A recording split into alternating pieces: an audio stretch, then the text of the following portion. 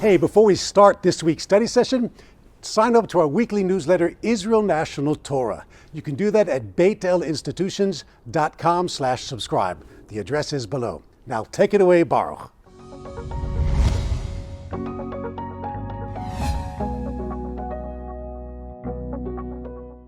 In this week's Torah reading of Shmot, God promises Moshe that he will redeem the Hebrew nation from slavery in Egypt, and he'll bring us to where? El Eretz Tova Urchava, to a good and broad land. A broad land? Really? Give me a break. Just look at a map and you'll see that the entire breadth of the land of Israel is 50 miles in the middle of the country. Okay, so you could say that God's promised land is bigger than the borders of the modern state of Israel. True, but it's still small.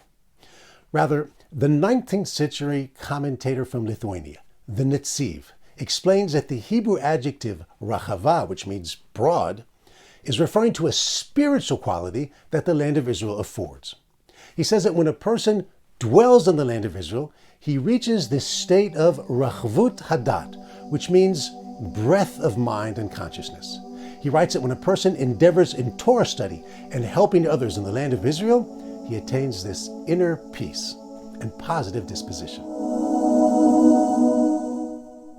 In truly poetic language, the Netziv writes that in Israel will be ashirim badat v'gavhut nefesh. He says we'll have richness of the mind and an elevated spirit. Isn't that beautiful? Now, last week we saw that the commentator Kli Yakar was upset with people who live in the diaspora in large homes.